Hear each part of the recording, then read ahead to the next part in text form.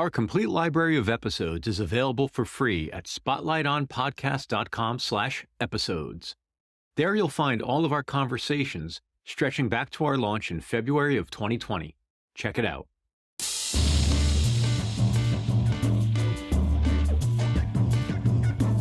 Hello and welcome to Spotlight On, a production of 23 Media Ventures. I'm your host, Lawrence Purrier. Today, the spotlight was initially meant to shine on drummer, percussionist, and composer Ches Smith, whose album Laugh Ash was released earlier this year on Pyroclastic Records. As we were arranging to get together, Ches suggested we include Shara Lunon, the transdisciplinary poet, vocalist, composer, and improviser who features on the album. Laugh Ash is one of the most intriguing records I've encountered in quite some time, with its mix of form and improvisation, acoustic and synthetic, and quiet and explosiveness. In addition to Ches and Shara, the album includes an all-star cast from today's creative music scene: flutist Anna Weber, clarinetist Oscar Noriega, tenor saxophonist James Brandon Lewis, trumpeter Nate Wooley, violinist Jennifer Choi, violist Kyle Armbrust, cellist Michael Nicolas, and bassist keyboardist Shahzad Ismaily. It's an exciting work, and we had a great conversation. I hope you enjoy.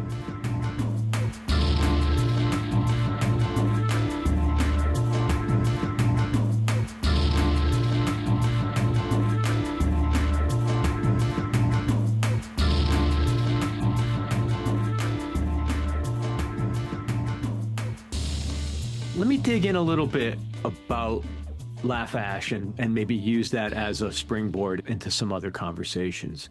One thing that really struck me about the record, and I was telling Ches over email, was the vocal work. I typically have a hard way in when there's a vocal presence in sort of new music, if you will, or whatever we want to call this experimental music. I find it takes me out of the moment sometimes, maybe makes it literal for me. I'm not entirely sure. That's just something I struggle with as a listener. In fact, I very much enjoyed the substance of the vocal presence and the vocalizations. But as the record progressed, what sounds like to me and what I wanted to ask about was the processing and the use of the voice as another instrument. I'm very curious initially, how did you two come together on this project? And then I want to ask some technical questions about actually how the voice was incorporated. So I'll open it to either of you to give me the background. Yeah, well, I met Shara through something to do with the Stone during COVID, just a short thing I did there. I liked her work and just what we talked about and all that stuff. And then we did a gig at a place called New Blue, the newer one in New York, with Nick Dunstan that was just improvised. I don't know, that gig just really struck me. We were just showing up to play, and Shara brought her processing stuff, her effects, and I hadn't heard her do that. And at the time I was thinking about this record, and I had thought it would be cool to have vocals, but I was sort of on the fence. I was like, well, if the right person presents themselves, then that'll be that. And then that's exactly what happened. I was into like what her own music, what I'd heard, and I knew she wrote lyrics and poetry as well. So I was interested in all that and just find some way to make it make sense in what would have been a instrumental ensemble otherwise. Yeah. I would say that there is always a weird interaction or a thought about vocalists in general, particularly in the new music and improvised world, where a lot of people are afraid to approach vocalists because either they're afraid of words or they think that attention's going to go straight to a vocalist, though I argue that would happen to a horn player too. I think that's fair. Yeah, I think Ches, what I really appreciated about how Ches approached me and how we worked together is that he did think of the voice as an instrument and not just as a facilitator of a message or like a front person in a way, but actually like really dug into and asked me for my opinion on the implementation of the voice into the instrumental work. Hearing just a little bit that the two of you have shared is helping me sort of name the struggle I've always had with it, is that especially in live environments where I've watched the interaction between instrument playing musicians and vocal musicians, is that oftentimes it's very hard to capture the same level of like listening and responding, I have found. I wonder if it's a merit of the human voice that we're just drawn to it more. I think we hear a voice and that's where we go. And I don't think it's about the vocalist and an ego. I think it's about the listener and sort of a primal response to that thing happening. I wonder, does that resonate at all? I think maybe I'm unusual. I've listened to so much instrumental music, and most of my groups have been that, with the exception of We All Break was the first thing of my own that involved quite a bit of vocals. I don't think this is a great thing, but I usually hear voice as an instrument first. Like lyrics are the last thing I get. And for songwriting, that's like a travesty with that attitude, It can be the last thing I check out, honestly, the lyrics, that someone is actually saying something. Just to experience the whole scope of music over the years, I've actually consciously worked on checking out the voice as what I assume others, that's the sort of the first place they go, is hearing it as a message and as words, and almost like someone communicating something directly to you. So you're almost saying it is another instrument in the palette from your perspective. You hear the sound and what you can do with it. Yeah, that's how I came up listening and all kinds of things. It's just how it's always struck me, for better or worse. Shara, something I'm really interested in, and I feel actually weird opening the conversation this way because it's like I'm othering you as a vocalist, but I just don't talk to a lot of vocal musicians, so I'm so curious about your perspective. Some people, they double up, and like you'll find a horn player that can play clarinet and saxophone and flute and whatever it is, just as a way to be a working musician. And I wonder, as a vocalist, do you find you have to create your own work and you have to be a composer? Or are there opportunities like there would be for other ensemble players to fit into other people's thing, or to keep working? Do you have to generate it? As a vocalist, across the board, we have to generate our work most of the time. No one just calls a vocalist as an instrumentalist. Very few, if they do. It is actually something that me and a lot of the vocalists that I'm friends with talk about at length, about how it's not necessarily equal for a vocalist as it is for other instrumentalists. But I really do want to stress how much the voice is an instrument, and that a lot of instruments were created to mimic or try to sound like a voice, as it being the oldest instrument, and then drums. I was having a conversation with my duo partner, Leslie Mock, about it, and she's surprised that I've never been to like the eastern central part of Europe. I've traveled to other places in the world, but I've never been to France or Germany. And she's, how have you never been on tour there? I was like, no one takes vocalists on tour. Yeah. So yes, yeah. I'd say that I generate a lot of my own work. I am a composer. And I was also talking to Piotr at Dada Strain, and he was interviewing me about that, is like, how many hats do I have to wear? I was like, ask vocalist how many hats they wear. I guarantee you it's a lot. Yeah. On top of what most musicians unfortunately have to wear today in general, which is you're not only the music maker, but you're often the producer, the mixer, the engineer, the mastering engineer, the marketer, the packager. Mm-hmm. You're in the warehouse shipping out the CDs, the warehouse being the linen closet or whatever it is. It's so difficult. I empathize with that. But in another way, a lot of the artists I speak with here as part of doing this, they really do get to create their own universe of not only their work, but who they choose to work with. And there just seems to be a level of intentionality now that is sort of exciting, because if you have to do it all, you have to really think about, what am I going to do? Like, am I going to take on this project? I feel like there's a level of not a passion or intensity, but just like you really have to want to do it and believe. There's very little like throwaway, nothing trite in the mentality about like how you would approach a project. And I wonder how those realities manifest for each of you. Are you everything from composer to distributor? I can be, but the last 3 records I've done there's been a sort of an infrastructure around it, with whether I'm getting grant money or that record, Chris Davis's label, Pyroclastic. That's great, because even just the publicity is such a help, just having it get out there, and then not to mention manufacturing and distribution. Normally I've hooked up with labels that do that anyway. Yeah, I have a lot of friends that don't. They'd rather do all that themselves, and that just seems crazy to me. But I understand why they're doing it. They want zero compromise, or even possibly even collaboration about like those kinds of details. controlling the business is the control of the artistic vision and the implementation. Yeah, yeah. And in their specific cases, I can see that for them. But I like to collaborate as long as I really like and trust the people. And Chris is 100% that, of course. They've done great. And speaking of which, that, like within this, I knew I could write for Shara as an instrument, but I also wanted her to bring in things, like especially lyrics. I don't deal with that. If she said she didn't want to bring in lyrics, I'd have to start going and looking for lyrics elsewhere, which I could find text and put things in. But I was really happy that she was able to do that. Like I like to have kind of a teammate, someone where I like their work, and then invite them to bring things in too.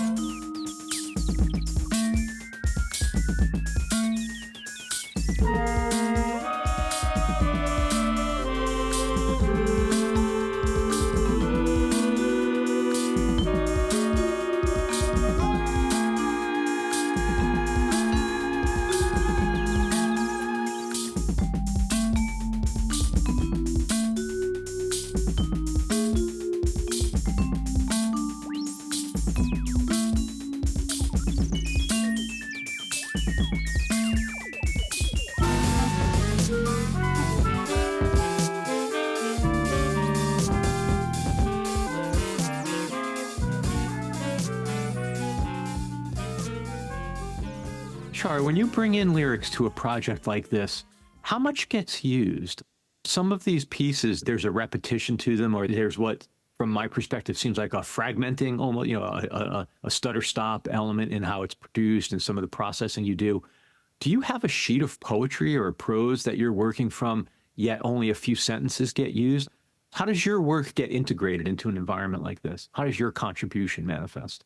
I'd say about 90% of what I wrote made it into this record. Wow. Yeah, there was a couple songs that it just didn't work, so we just kind of scratched the lyrics. But I'd say about almost all of it, the use of where you hear like repetition or stutter stop or things like that is intentional for the poetry and for the message of the poetry that I've written for it. But I'd say almost all of what I wrote got used. Wow, that's really neat to hear. Something that struck me about this record is that although it's, of course, very sort of modern and fresh sounding, I could almost hear a lineage in it. Some of the things that sort of spoke to me were, it sounded very much at times reminiscent of some of Laurie Anderson's work. I felt like I could hear some elements of some of her, especially her early mid-'80s work. There was that also in that same time period, a lot of people were playing with the synclavier, and it has a very specific sound in its production, and I could hear that as well. You mentioned something, Shara, about the voice and the drums being two of the oldest instruments, or the two oldest instruments, which puts me into this milieu of lineage and tradition. Do you think about that at all? Are you aware of a lineage you spring from, or is that in your consciousness at all? Maybe a little more so these days, but when I'm coming up with the music, it's a pretty free process. And the Laurie Anderson thing is interesting. I was a big fan of hers and got to work with her a bit as well. I didn't think about that really at all, other than what you said about her mid-'80s work. That first track, Minimalism, has sort of a 80s vibe to me, but just even realizing that came later, and almost more when I added the horn and string parts. It stemmed from just an arpeggiated Moog pattern I had going. Craig Taborn thought it just sounded straight German. I was playing demos of it on tour, and he was laughing about it.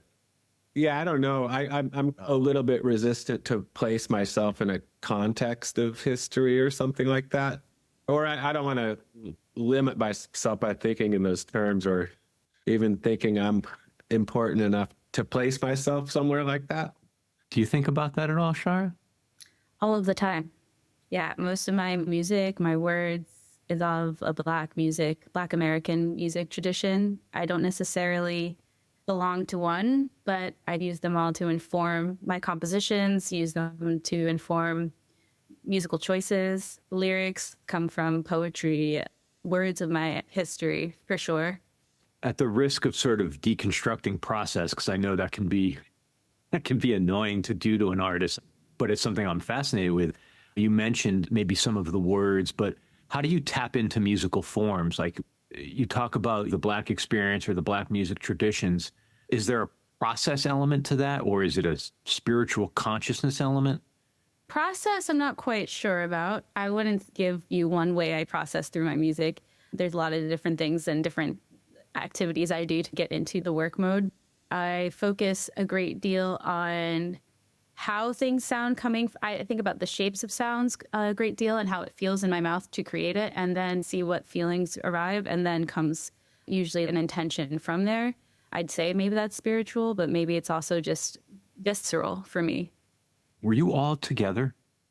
Yeah, for the most part. Shara did some additional things outside of it, but yeah, we worked it up together in rehearsals. My goal is to sort of be able to just play it live, which we have to do soon.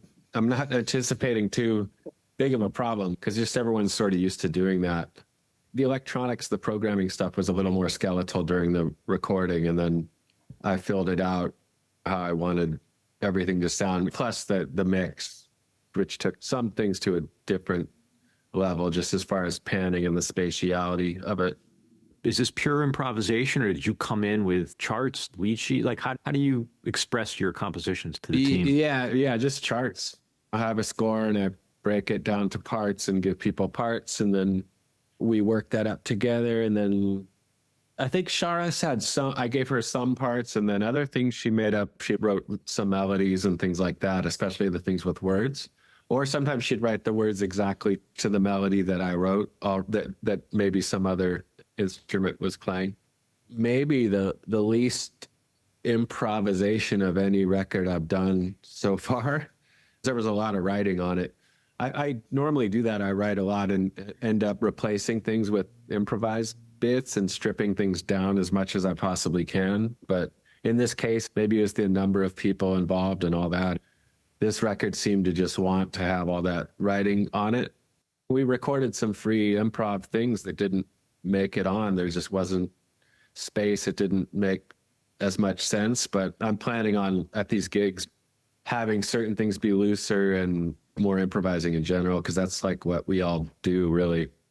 You sort of anticipated the question, but can you talk a little bit more about how does the music change when you present it in front of an audience, or what's the role of the audience? Because when you talked about playing live a few minutes ago, you said, we have to play this live in front of an audience. And I thought that was an interesting choice of words because it sounded almost like you have to do it. It was just interesting. It definitely stood out the way you delivered that line. Yeah, I guess we could cancel if that's an option. You're that excited. I am excited. I've been practicing my ass off with it, really. We have to play it live. Or I guess what I meant is I knew that was coming eventually after the release. So why not just work it up? Like we had a bunch of gigs at the Stone, which had kind of partial versions of these pieces. And already it was, to me, sounding good. And then we got in there with Randall Dunn and David Breskin, and it was sort of under a microscope, almost more from, I would say, with having to do with their processes. I just liked working with them anyway, and they made it sound great. We just made sure we had really good takes of everything, and it was like locked in. You know, kind of once you do that recording, everyone has it in their ear, and it's much easier for that to just sort of come out. Of course, we're rehearsing quite a bit.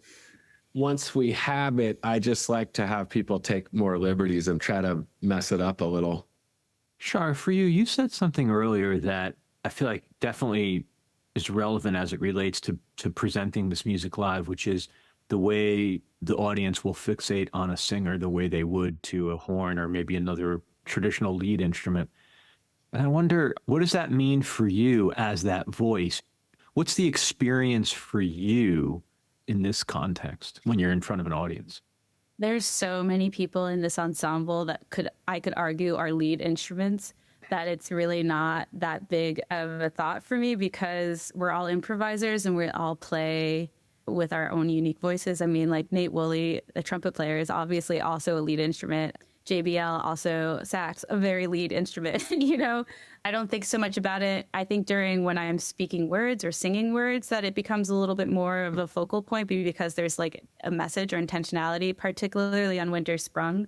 Like that is all spoken at the beginning. So I know that I am kind of in the forefront, but I feel like the voice is so embedded in such lush and articulate sounds that it's really not a conscious effort, really more about listening for me at that point. We'll be back with more Spotlight On right after this break. Other than the podcast itself, the best way to stay in touch with our various goings-on is to be on our mailing list. To sign up, go to spotlightonpodcast.com and click on Newsletter. Thanks.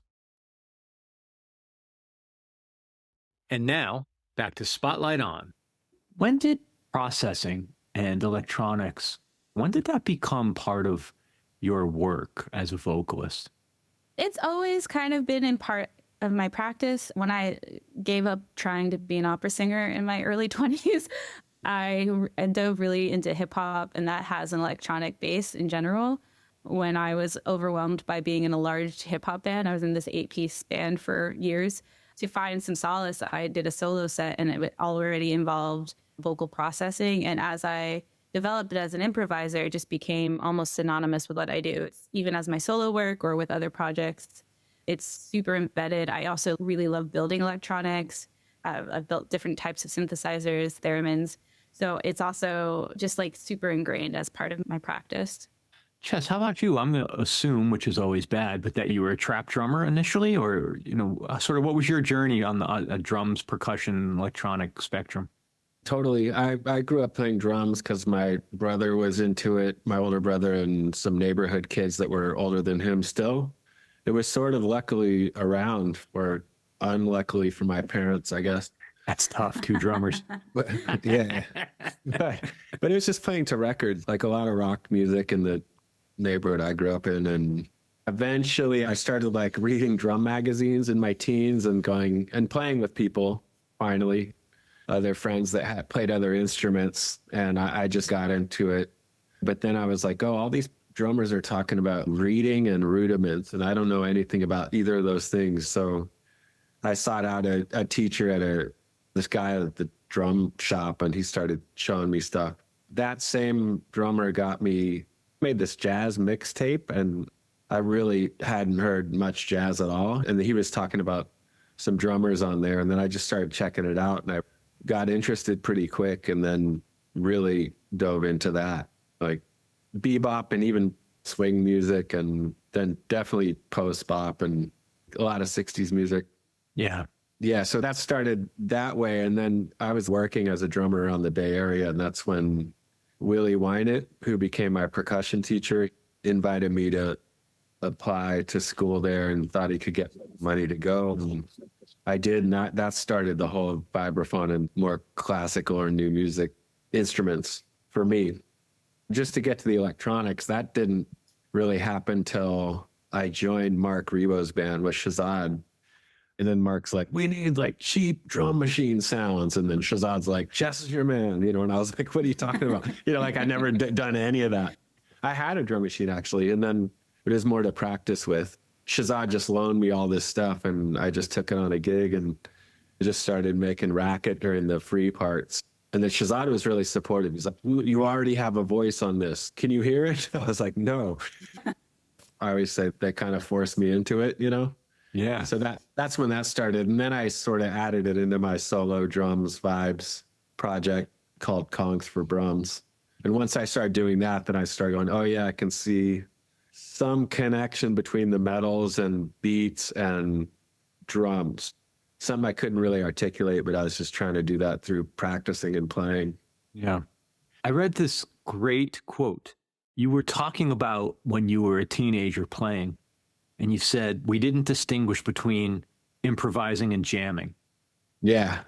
Tell me the difference, because as nominally a player, I've done both, but What would a listener need to know about the difference between improvising and jamming? I felt like once I got to Mills College in grad school, jamming was not a permissible word to use for anything.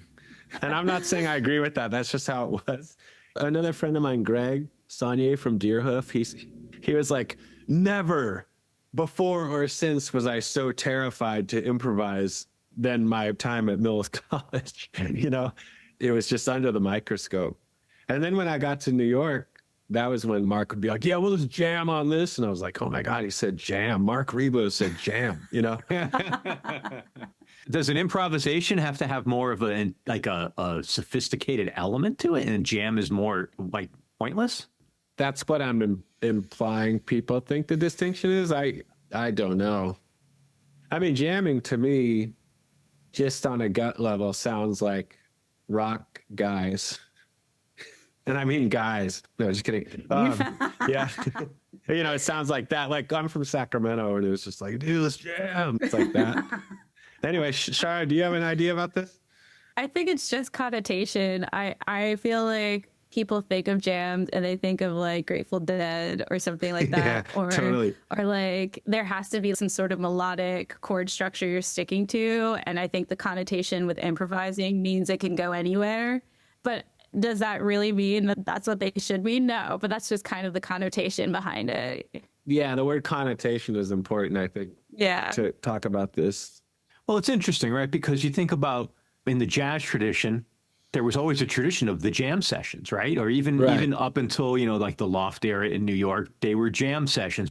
Hearing you both speak about it, what it seems where I'm arriving at with it is almost like you might jam on a tune or you might jam on a blues. You're using some like structural starting point. And though you can do that in improvisation, obviously that means some of the great, you know, my favorite things or whatever is that you use the song as the vehicle, but you don't necessarily need to. Yeah. I mean, but yeah, jam, I've been to my share of jam sessions in a bebop format, for instance, tons of it. So yeah, there is that. I don't know. I've seen people say improvise over the changes too. Yeah.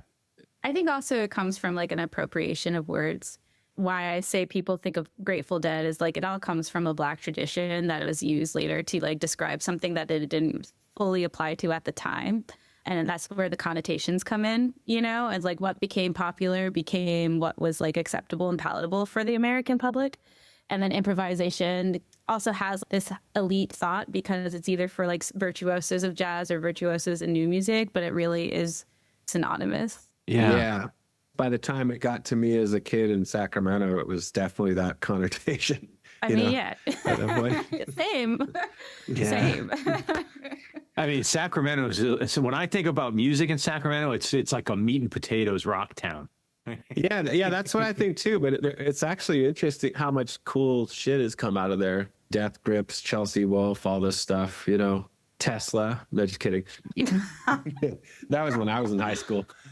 Oh my gosh. But yeah, there was a lot of music, you know, around. And the scene I was in was actually, people that were into a lot of things, like kind of downtown New York stuff. People would get together and they'd say jam, but it sounded like a lot like free improvisation. Yeah. So these were people older than me, and it was a pretty mixed scene actually for that area. It just made me think, oh, these guys are cool, and that being open to stuff is cool and improvising is cool. That's what I thought as a teenager. I'll share sort of a moment of like vulnerable ignorance with you, which is, you know, having grown up in the tri-state area in Connecticut, it was Southern Connecticut. So the gravitational pull was always New York. For other parts of Connecticut, it's Boston and more into New England. But for us, I was outside of New Haven, so it was always New York. Like I thought all the downtown music, even from the no wave stuff on through Zorn and Bill Laswell and all that, I really thought nobody knew about that outside of that area, because it was a period of time where, like, you know, obviously pre-internet, and it wasn't in Rolling Stone. That was like my reference point. Like, who knows about this music? Actually, until the Sonny Chirac album got reviewed in Rolling Stone, and that sort of was a mind blower to me. My point being, to hear you say like people in Sacramento and on the West Coast being aware of this music later in life, I can turn around and say, well, yeah, duh. But I really had this conception that, like, to get on the train, to go into Lower Manhattan, to go to the old knitting factory, to see Sonny Chirac in what amounted to like a storefront venue.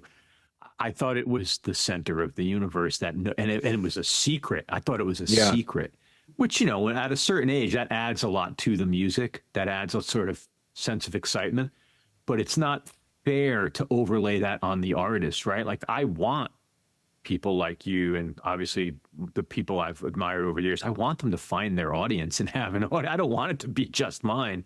But it's interesting how your entry point into a music can really stay with you for a long, like how you think about it can stay with you for a long time.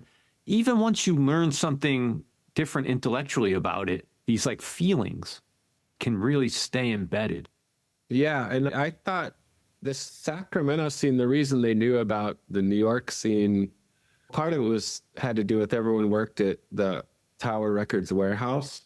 But yeah, that drum teacher I mentioned, he worked there and he knew those other guys that got me into this other music, and they'd be talking about Train and then Dead Kennedys in the same sentence. And I was just like, what are they talking about?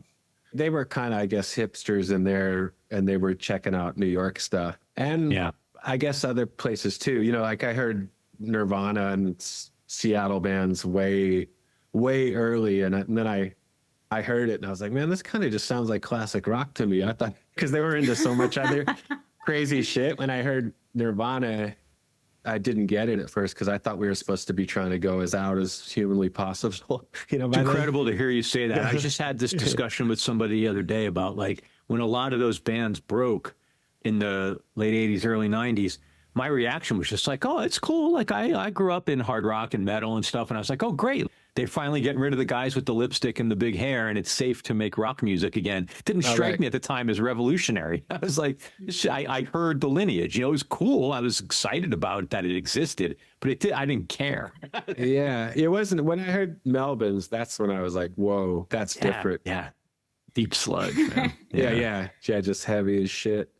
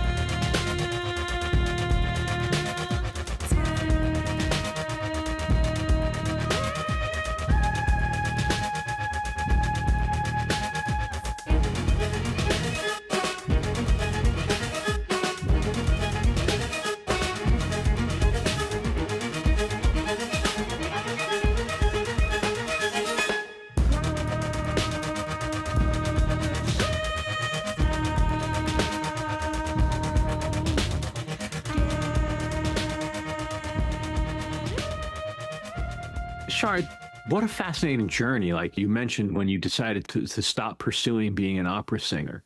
I would love to hear more about the journey up until that. Were you immersed solely in the world of opera and classical music, or like what was in the stew that makes up you as a listener and as a performer? I grew up on a lot of jazz and punk music, actually. I was like really into like X-Ray Specs and like Bad Brains. I was obsessed with Ella Fitzgerald, just obsessed, hands down. Through my grandmother, it was the jazz, and then I grew up just outside of Miami, so punk music was really big, as well as like hardcore, but I only like breakdowns. I didn't really like the rest of it. What got me into classical music was my grandmother actually took me to see an opera singer when I was like 5, and I was just like, oh my God, my atoms rearranged. How did she do that? So I just really loved the power of the voice that I heard. I went to performing arts middle and high schools that kind of exposed me more to classical music rather than my own personal choice of listening. And I was like, sure, this is a music route. I'm going to try it. I'm going to go for it. But I found it really stifling. There's a lot of rules in the classical world that I really just can't subscribe to as a little person. A young punk girl, I was like, yeah, I can't do this. Rules are not my thing. I was an ethnomusicology and voice double undergrad, and I was studying like Black music traditions. So the only things I could get approved by my school at the time was singing spirituals, which beautiful, huge part of history. Love that I learned so much about that part of my world. But then I was like, oh, I want to study Brazilian opera because it's not written by an old white guy. It's Lis Brown man. No one knew how to teach me, so I had to go to Brazil. And then I fell in love with Brazilian psych rock. I was like a huge Gilberto Gil, Milton Nascimento, Som Imaginario fan, and just dove deeper. And just, that was it. I was like 21 when I moved to Brazil for a year. Wow. And I just nipped it in the bud because I was just really wanted to see people and be around people that look like me.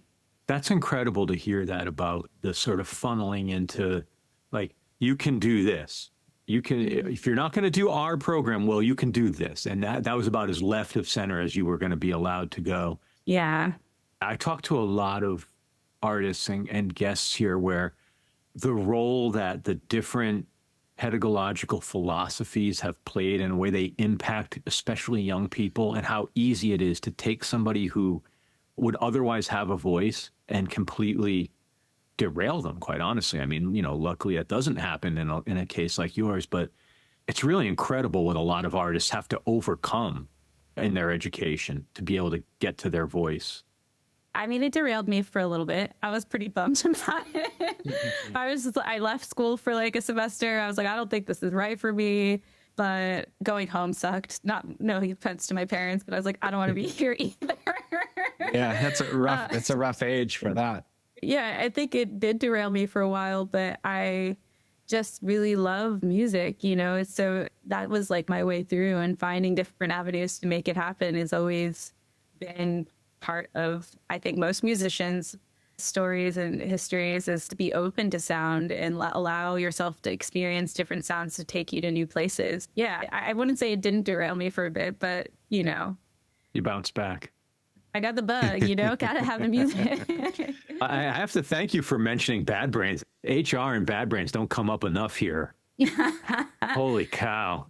Yeah. And I go for a while without thinking about them. Like now, I can't, like, today's going to be a Bad Brains day. Thank you. Yeah. Oh, have a Bad Brains day. Yeah. I have a punk band as well. And like we sit there and we just kind of talk about just like what punk bands like influenced us and now became our, like, where we try to sit, because it's punk, but it's fused with a lot of things. And we're like, well, we kind of sound like Bad Brains today, but now we sound like, Yeah. They were shocking to me as a young kid, in suburban Connecticut. Hearing those early cassettes was like, it probably was more impactful than even I'm giving it weight to, because it was, you mentioned jazz and punk, and with the benefit of hindsight, I just see that tradition as like colliding over the years, especially in the late 70s and 80s, and like the downtown scene in New York.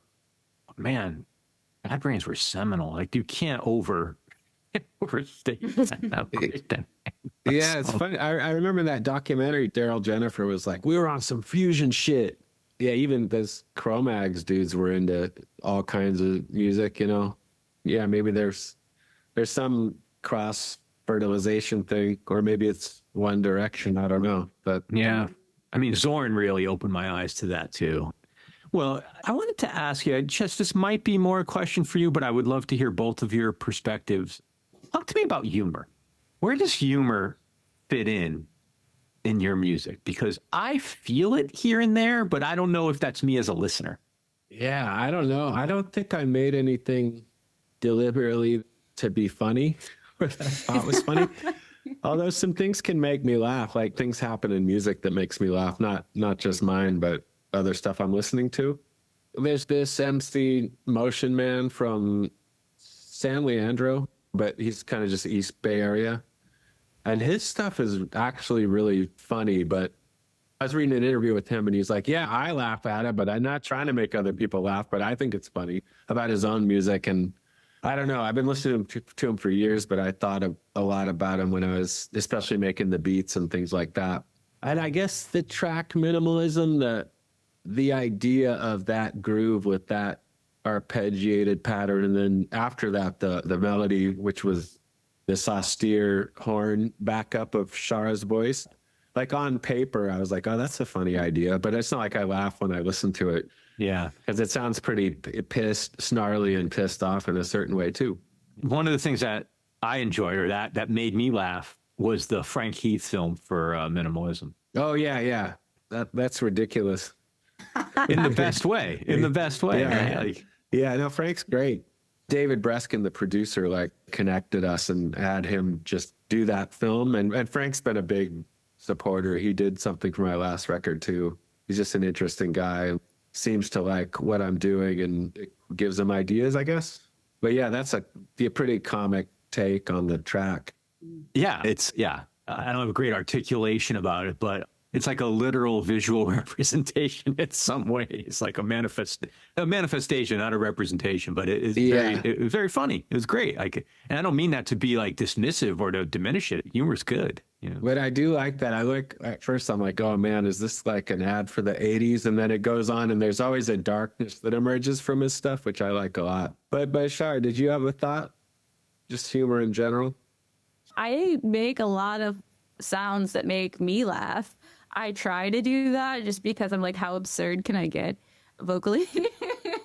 Just because I get a lot of joy out of that. But pertaining to your record specifically, I think the track the most fucked is like when we were recording it was really funny because we were like using toys and like different like noise making machines and just going crazy on it. It also had been like an 8-hour vocal day, and you're like, now improvise. And I was like, yeah, I got nothing for you. Right. No gas in the tank. But listening to the rest of the record, like thinking about, I think there's things that make me laugh, but not necessarily because they're funny. I was having this conversation with a friend I'm working on a composition with, and I was just like, yeah, I kind of want to write something that's just like chill, not heavy, just like having fun with it. It's not how my music comes out ever. It may just be the 14-year-old boy in me, but you had to laugh when you had the title The Most Fucked. And I was definitely gonna change that. Actually, I was talking to Breskin and he was like, this sounds perfect for what it is, you know? It's a great track. Yeah, thanks. Yeah, there's a thing of Shara at the end. She's like, what, like kind of like that? Or like, Yeah. It's a little buried, but I like that part in there. I just thought that she was still going, you know, like still blowing, you know? Yeah. I would love to ask, Ches, tell me a little bit about what you got or what you took away from your work with and your interactions with Terry Riley. I was such a fan of his records, certain records, especially like Shri Camel was something I've listened to like probably hundreds of times, not an exaggeration. It was mostly piano, drums, and then usually Guion Riley on guitar, occasionally horn. He's like really fundamentally an improviser, Terry is. I didn't realize that because I always thought of him as this composer and things are really fixed. But then now I can go back and hear Shri Camel and be like, he's probably improvising a lot of this stuff. Just how he'd bring things in. He just was not precious about anything, really like different things to happen. We worked on a whole new piece of his up at, I think it was maybe it was Bard College or somewhere up there, like Willie and I and Guion, and just how he'd take that stuff and he'd bring it in at different tempos, you know, different takes and things like that. So I guess that was it. He's like totally comfortable going into a free improv setting, even though he's often using modal material and things like that. We had some guests on a few months ago who wrote a book called On Minimalism. The sort of thesis of the book, if you will, is that it was a much bigger movement than what they were calling the Big Four, you know, Glass, Reich, Lamont Young, and Terry Riley. And the book actually starts with them talking about Kind of Blue as a minimalist album. And it casts such a wide net of artists from the mid-late 50s forward, a lot of it through a feminist and POC perspective. Like a lot of those artists were left out of the narrative, as I'm sure a lot of those people are in other contexts. But it's a fascinating book, and to read that expansive of a definition of minimalism, I think it strikes me as something you both might enjoy. I'll check it out. Do they get into visual art as well, or is it mostly focused on music? It's mostly focused on music. They make reference to other forms. It's pretty much about music. Okay. Yeah, I'll check it out. Oh, yeah. Yeah, it's neat. Thank you both. This is one of those moments where I'm sad that I don't have a trip to New York planned or back east planned, because I would love to see one of these shows that you have to do. But thank you for making time, and thanks for making such a great record. Sure. Yeah. Thanks for having us. Yeah, thanks so much. Thanks so much to Ches Smith and Shara Lunon. As always, thank you for listening to Spotlight On, a production of 23 Media Ventures. I'm your host and executive producer, Lawrence Purrier. We're produced and edited by Michael Donaldson, with theme music by Q Burn's Abstract Message. If you'd like to support our work, please rate and review us wherever you listen to podcasts, and then visit us online at spotlightonpodcast.com. There you'll find our free episode archive, weekly postings on our official blog, and a ton more. Thanks for listening, be safe, and stay in touch.